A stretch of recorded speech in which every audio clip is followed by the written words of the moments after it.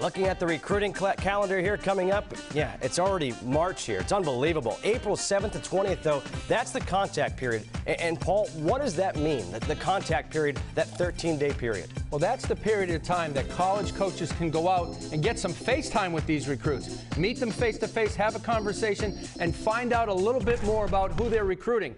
Coaches usually have conversations with prospects at their university. Now they can go to the prospect's high school or home, sit down with the family, get to know each other a little bit more, and pursue that young man, and what they're looking for in that young man can come out in the conversation. There's nothing like FaceTime. I'll give you an example of how to use the contact period. This weekend, for their game against the Duke Blue Devils, a little game in Chapel Hill this weekend, Roy Williams has invited Stillman White, a prospect from Wilmington, North Carolina, who's an unheralded player.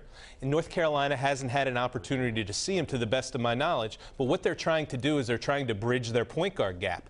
So what they'll do during this contact period is they'll go to Stillman White's school, they'll watch him work out. Like Paul said, they'll have an opportunity to speak with him. And that's how you effectively use the contact period. After that, I'm not sure how many other guys that are left to go contact, but there is a period. You can only talk to seniors, and there's not very many good seniors left on the board. The second note that we had was April 13th to May 18th, the regular signing period. And guys, when we talk about signing period in football, there's that one date. In basketball, there are 2 dates. Last year, we saw some big names come off the board late. Brandon Knight going to Kentucky. We saw Deron Lamb going to Kentucky. What about this year? What's the point of that second signing period? Well, I think the point of the second signing period, and I'll introduce a new term, poachable.